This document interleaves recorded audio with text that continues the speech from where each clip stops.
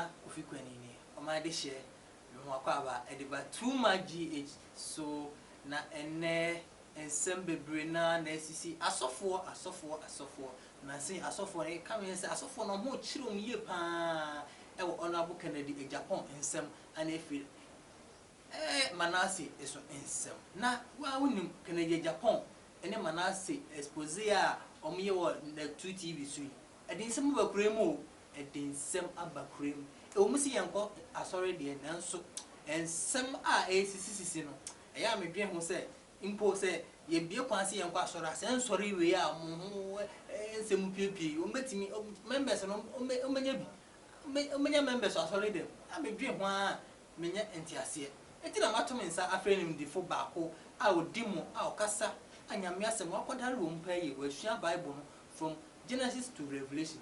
Evangelist Emmanuel our free redemption blood outreach ano se ombra no meboa me na ye de na ye ntwetwe nkomo no ye ngi ono so yitri mupo e wo se ensem a ACCCC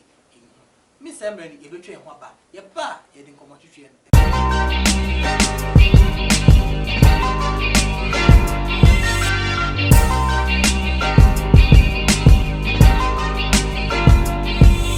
Evangelist Emmanuel our free redemption blood outreach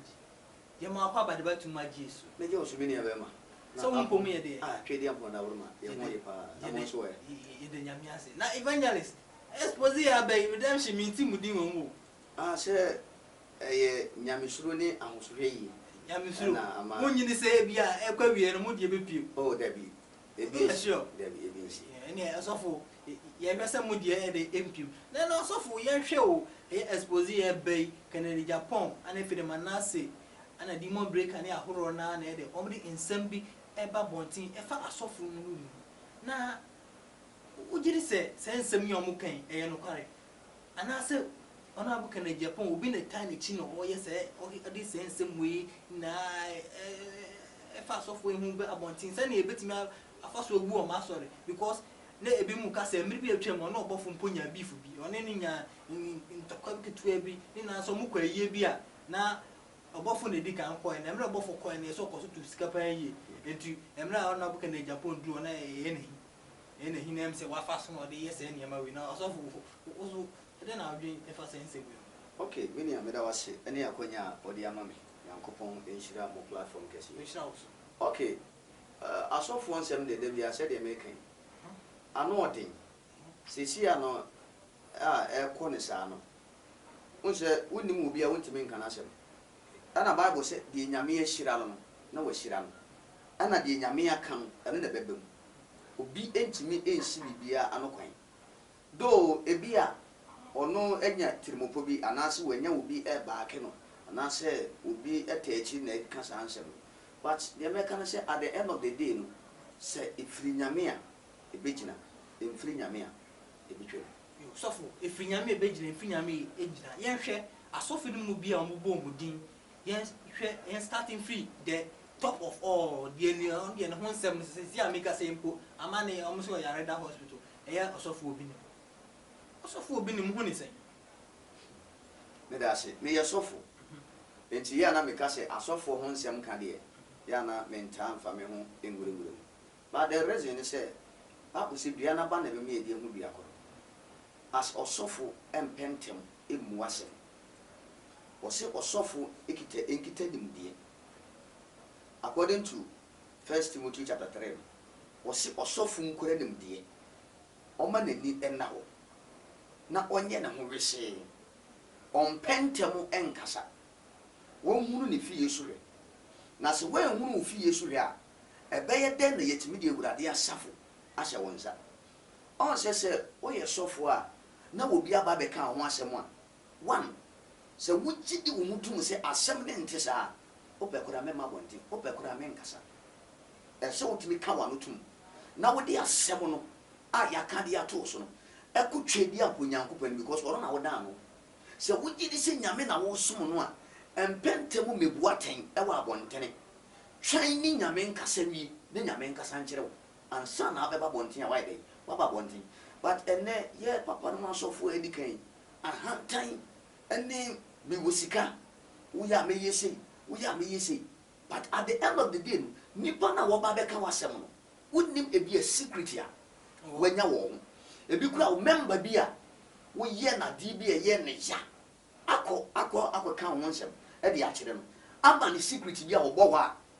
ebe yi oto e du api enti saa de no enyisia wo ye sofo a e wo se wo ka wa mutum na wo de asem no kwawura de no anase jai e ma ne nka enti saa no wa nhwe yi a asem a e de bebere wo wo be dwen ho sofo onti ase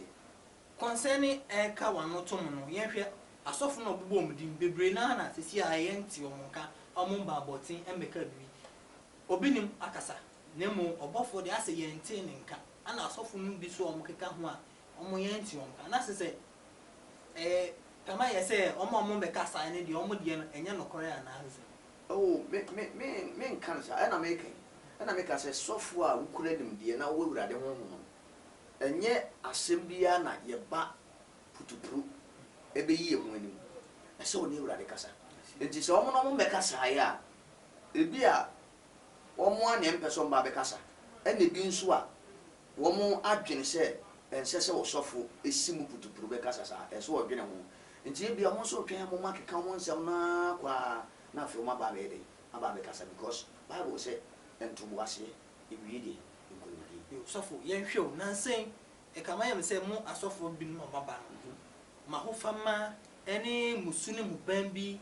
e ye ma ye se mu ye ewiasefo ye hwe obi ni obofo ni omo omkeka ho ma ho fama bi oni omuni ye ni nsem bi omkeka wa sori dem mu a se bi wo mpa wo tenchen a wonye Kristo sumni no wote a wotimi nse sofo we de se bi se ya se de bibi han kakra osofo ade fashion na ase de na se asa sofo yi mo jim ho pena bi wo man mu pan yi I on say sika on was is the root of evil me obi a obegina bonten aka say sika nye bia me sofo am sie me doubt no me ka chen say odi agoro sika ya de ba ko a se wo ye sofo na wan hwe wo mu yie sika be control sika be tinya ma wa ya de bia at the end of the day when be guase we mu no enye onyamesumu na ye be kan say o ma ayi sika na control na sika no boji se nyamesumu no munya ya and no dey as long as some ya sofo na members go ma se dey minti min ka bibie nyina so mo fa ba bia na so man fa at the end of the day na because exposing yet say ebi mu edi eye sika duro ni ade bebre na dey but make me aka bibia fa ho a omo a e ka sansem omo fa proof bi mra ye nya video ba ko mienu kura unia ebe ma sem na e koso no bebre agye di ni ehum no kore so I say according to Revelation 22 verse 12 no sem bere bantem bi kura makatua me de bro bi bia se de ni nyuma ye de etie me no mienu ye hie ya mo ya bra boyi amfa nyame kwa so as a Christopher a wo nyame de yakatua a ese fata ye wo de be de wo de be man nti wo ye sofo na ye frɛ wo se wo ye sofo a eni die kese ene da wo so ene eya mama ka se asofo ayaba one day me fro trotro na me ko program ma bo me credit card kama me te front ma dwene nyina se sofo de ye miska me hu na me tini abɔ mabati pam me twa mani a credit card no ko ebɔ me no wan hwɛ credit card no person obetua transportation fee yeah because of say emfitiase no first no ana ye ka se sofo a the word sofo no ekita passion bi ekita respect bi but ene no ye boss se sofo a akoya te se bi konfo bi a wabu obi ni ye de na beto abonten sofo mu de mu ye nti na ama ase bu ni ye binom ye ebinum what must ye nti na wo ye kristonia hwe ba bi an kwati asem e koso na fa uti se so what must ye and then sencheni but Bible no so ma ye ti asese o ma ye sencheni bia e ka sencheni a wo de e ma akoye de no tubo nshige mu Yona so what you say sencheni bia de wa e besi ana wo be ma yen a e ti se no but Christo ba ye no wo ma ye hun se ye gini bia ye be yen sencheni a e che wo no mpo de wo ye so what must ye enti ye de adwene sinya me so ni agi Christo ne bi ni abone hu dawuro no obema yen senchirene a ebema ni bae de agye me woko masori ankase ye frame evangelist prophet Emmanuel Eji nkwa odi edin e de ma me okay because edi entia me kwa ko ye crusade me de ntade ko empaboa kan ho me chade obi wo ho na opadwuma ye hu ni se obetimi aye adwuma bi na oniska ye bon dwetri ye wia wonyame adwuma na ye ye no wonyame di mu aya ne sa e de mayen na wo bia wo yare ayare bi da so nyame afa ye so aye dai agye no true yasem kanu na sosofo se asofo yo ma baisu o me ado e bebre ye hwe obofo na same lockdown mu a man church members no niema bebre ma me kan se mo nkire wo o timi so sa ya na hu so mo sa ya ma wa yare sa ne pa e di be ne hu osofo a o kasa wo nyina bible so on kasa mo nyina bible so na se obi o bofo ya wo kan na se mo mere bi na metisa manfo kan wa semte yes wo say bible na brofo na twero bere nti on de on fa bible kasa ye were words of wisdom and no use so what must say nti bible no betimi to baby kura de akondem bible no so what must say because enema bia old testament no eye no ene wo behwe the new testament no eye ya new revelation salvation word na wo de bere ye no so what the to old testament ho a wan hwe ya be ka say old testament no ngo ene new testament ngo but ade wo se ye ti asense Kristo no ba wo ba ye no ono de oba betua boneka because nti wo se ye nananom aye bone no Nyankopɔn ni munyima ye de aboye nti Kristo ni de ni mogya no ebe revive ye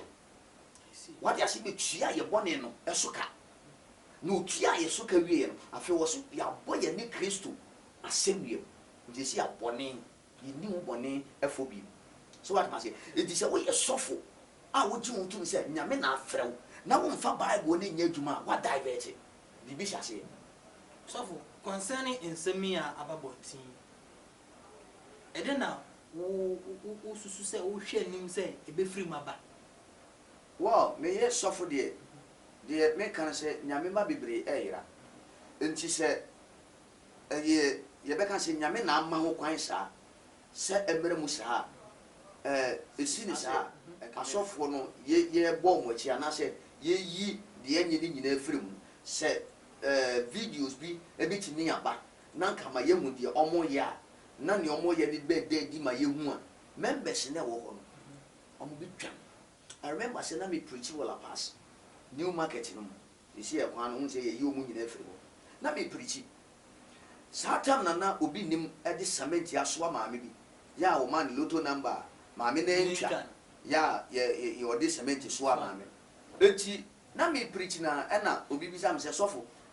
ye wo ye sofo no ma obi lotto number na wo entwa na lotto na bo na wo di cement ya so na ye ana am se we nyina no ye neme bi a enka Kristo so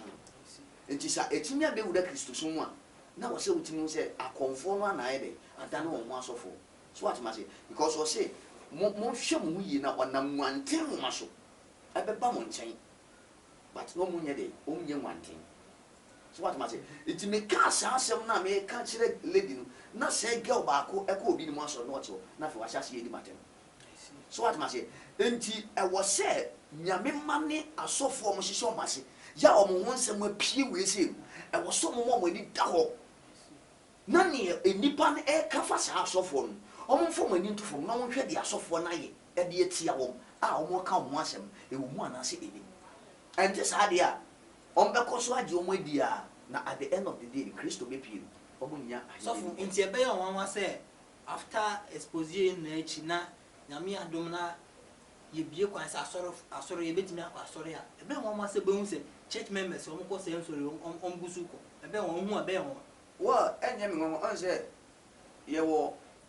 ya na meka safa destiny won ye nkunu obie no betimi asay destiny but the foundation of destiny no it me say no e dey ntina meka sa on say what ye adwuma wo yi eye wo hyebere hye wo be ya one on sheda mmere bebre ana wamu two adinim a wo besua wo sa ade ho esan se eye wo hyebere se wo be ye sa ade ni ntim within a short time what me ide ɛna adwuma a woyɛ wan kɔ school anka wontimi nyɛ timi you so what ma say wan kɔ school anka wontimi nyɛ dɛ ɛnyɛ sɛ adwuma yi enti wo destiny no sɛ yɛ sɛ foundation no a hyɛbrɛ ne deɛ wɔ hɔ so ɔbɛyɛ media work yi ɛwɔ hɔ sɛ ɛyɛ wo hyɛbrɛ ba yɛ sɛ foundation a ɛyɛ sukuu no a wobɛkɔ no a Elizabeth na deɛ na abɛka deɛ ɛbɛkyerɛ ɔkɔrɛ bi kura a wonyɛ dɛ wohu so what ma say enti hyɛbrɛ ne deɛ ɛwɔ hɔ enti sɛ meka deɛ aba bɛsi a meka deɛ abɛsi sɛ yɛwɔ sunsun wiase a yɛakyekyere nipa bebree what ma say enti asɔfoɔ ne nsɛm na ɔmo kan no members no say yɛbɛwie lockdown yi na ɔmo bɛkɔ asɔre ɔmo anaasɛ ɔmo bɛkɔ so edi ɔmo akyi no one sɛ yɛakyekyere wɔn wɔ sunsun mu a agye sɛ yɛnyɛ deliverance ɛna bɛtumi yɛ deliver o ɛnti sɛ obi wɔ hɔ a yɛnhwɛ te sɛ wakɔ bɛyi mu sɛ spiritually wowura bɛyi mu a wobɛhu sɛ onipa no a yɛba bi kunu wobɛte sɛ yɛsɛ akoa yi yɛkunare abɛɛfuo kunare bɛyi yɛ nwi nipa ɛne na meka wɔ platform so abɛɛfuo nwi nipa ɛne sɛ abɛɛfuo nwi nipa deɛ anke nipa bebree wu a bɛyi ne kun wɔm nka wɔn funu yɛbɛdɛ ne yadeda sɛ bi ɔmo spiritual yɛntimi ne daw anke yɛntimi ne daw yɛnyɛ ɔmo funu ne yadeda wɔm sɛ abɛɛfuo nwi nipa nam a anke yɛnyɛ funu ne da because obi wɔ abɛyi ne kun but ɛdeɛ ɛna esi sunsum no yɛdane wɔ mapɔnkye nti yɛdane wɔ apɔnkye wie a na ya so no ɛte wɔ mu no ya hange no ya mantam no yɛde na to cage mu nti one wɔn wie apɔnkye no kuma apɔnkye no wie a ɛno gyina hɔ ma wɔbɔ ne yɛ but so spirit no a yɛ so ne deɛ ɛntimi nyɛ dɛ wɔn ntimi nkunu nti wɔbɔ sɛ wɔn wie nam ne wie a ɛyɛ onipadua na wɔn release so no na so na ba na bi wura mu ewura mu wie a wɔnenam wa adeɛ a ɛnyɛ wɔ wu asɛm no obi de ne saka pau bo sɛ ɔbɛtɔ wotɔ hɔ no ɛno ano no because spiritually no yɛku awie wo nipa dua wie sɛ yɛawe dadaada enti wɔnam hɔ as ordinary person what ma sɛ enti ɛno yɛ sunsum asɛm enti sɛ yɛkyekyere wɔ sunsum mu a wontimi nde wɔ ho agye sɛ bi nyame ayɛ wadom na wakɔ wura baabi a wo nyame nsa ɛyɛ adwuma wɔ hɔ na nyame nsa yɛ adwuma ne deliver wie a afei de w'ani bɛda hɔ wankasa bi tumi adwene sɛ aha na mekɔ asɔre ɛdeɛ ne ka me a mekɔ asɔre wa so what ma sɛ enti saa nneɛma wei nyina na ɛkɔ so no ɛwɔ sɛ awurade ɔyɛ intervene na wɔde adom bi to saa nyame ma no so na ɔyi wɔ mu nyinaa what ma sɛ enti saa deɛ a yɛbɛbie lockdown ɔmbɛkɔ so akɔ akɔhyɛ asɔfoɔ no ase deɛ yɛbɛka fɔ mu hu deɛ adanse yɛbɛdi wo nsɛm a ntura yɛbɛtwa wo ɔmo nti because Ghana ha na adeɛ baako a ma wo nti yɛgye wo to mu a na sɛ wosusu sɛ yɛmpɛ no after lockdown bu su kɔ asɔre ne na sɛ yɛamantam spiritually that is it yɛde ahoma bɔ yes I see so what ma say because spiritually no sɛ on sɛ yɛ nananom no me pɛ sɛ menkyerɛ wo sunsum ade yɛ nananom no wokɔ fie a mɛmabusua mu sie no mebɛnyini yɛ no mehunu sɛ a nyame de adom dom me no mehunu sɛ one awadeɛ ne fie hɔ na awadeɛ a ɛni fie hɔ no meduadue mu ahunu sɛ abusua no ɔmo de yɛsi kasɛm sika nso ne fie hɔ ɔmo de yɛsi kasɛm ɛkɔkɔtɔɔ nipa wotie me yɛ ba ɔmo de yɛsi kasɛm ɛkɔtɔɔ nipa because na kane no nipa ni fie hɔ nti ɔmo de yɛsi kasɛm kɔgye nipa no ewie yɛ no na afei de sika no eni abusua mu bi awo na eba ɛna one yasan ton yawadeɛ enti awadeɛ no woyɛ abranteɛ na wosi so na wobɛware koraa na awadeɛ no wonhyɛ da nware wonne bɛma ɔbaa ne wo ya na sɛ awi wagya no nti wofa mmaa ne saa but me realize hu sɛ ɛnsɛ sɛ saa deɛ wei yɛ dɛ ɛtoa so because woba yɛ busua mu ɛmaa wom ɛmɛma nso nhyɛ da nwɔ so but ɛmɛma wom ɔmo nyina nso yɛ nimonyamfoɔ but awadeɛ enim sikasɛm enim ɔbaa ne yɛwa no a yɛ nwa no ɔbɛwo mmiɛnsa nan yɛ ɔbɛwo but ɔbɛsan bɛfi ɛnyɛ awadeɛ nti me realize hu sɛ saa deɛ wei ɛkɔ so no na yɛ mogya bi a ɔmo twa ɛwɔ fie ɛde ma nananom sɛsɛ yɛ ntwa ma nananom bi nti emu saa bosom no ɛhenfo no bɛyɛ mogya na man na bɛsom no atwa saa mogya nanane ni hɔ so what ma say nti saa deɛ no a yɛde mu nyina mu ti akɔhyɛ aseɛ no sɛ nyame anyi onipa baako bi anyina hɔ a mmereke saa pam no a there's no way sɛ mu yie die ebetimi asɔre ebra nyame ye ma no ma mitimi break is apam na me ware do di mechi awade afa abusuya no mu no e man penifo bi kura o mo ye me maame no mo size o mo di maame no mo achi o nyina ware ahyekawa sofo enti me ka dia besi sei se obi a wo ye sofo a wo ko ye spiritual a waje wo ye okot no se odi muti ade akra na maba ni ti ehye baabi a ye hia se be break is apam no asa na ye wo muti ai be efrase without a no on kuti be ko so ahye without no sofo yen hwe o unse expose ma sofo no about sacrifice and I say enyim bebrebe na mo ye ni na ye awudie eno ye ne sofo pani ba ko ba twedwe nkomo e platform so ono de o say se obi nim no kresa ade na wa ye no kre pa na say aba no chi no if he is found guilty ono de o gidi si yama ni 30 years also e de na o gini fam se no kresa ensem we na ewo law ene mara so ntimi mo so what ma say ntimi mo mara so mara nsem du no kra no Exodus chapter 20 no de mai so what ma say ntimi mo mara no so enti mara no se echi ne se de waye no eye no kra echi wo ma se de o ma ye ne ye no kra o makum ni pa eno na mana se ka se aburuka ne ba wakum ne ba oso obofo nso wa ware ge bi okumase ono nso wakosi fie wato fie di ama no ge na wontafo opese onye akwala ne ba ko na on enti se sa ge no kra na wo hye ho no ya wo ye obofo no ge na wone na wontafo so ono kra hunu sa sign no a wo so ono kra ho tin ba wonten so what must say enti se omumba wu aye sacrifice ni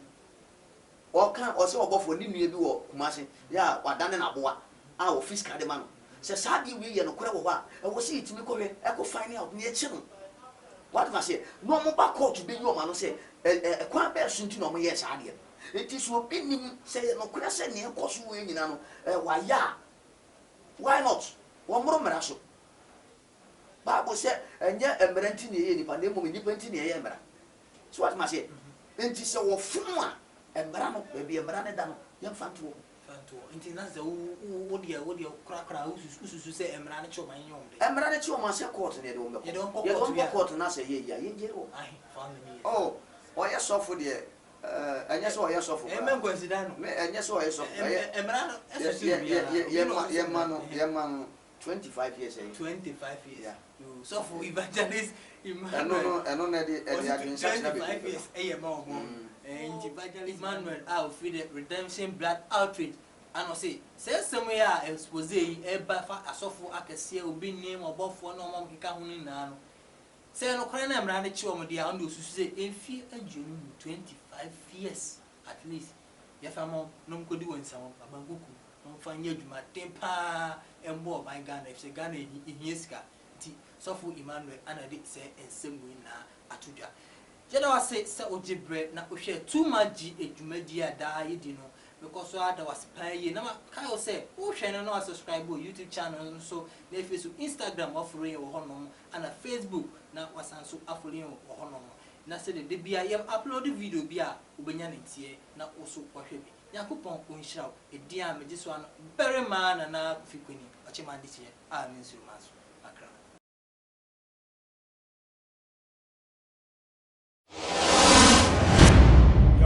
yo too much GH nie Ghana for ahwefo etiefo onipa bi a won subscribe e wo too much GH no subscribe wo na ehintasem ensema ebuafa on my Ghana so ena ye de bremu one God nie the only one God in GH eho ena de bia mehwe abrechefo ene Ghana for mo wiasa fa na ina me recommend emamo too much GH kra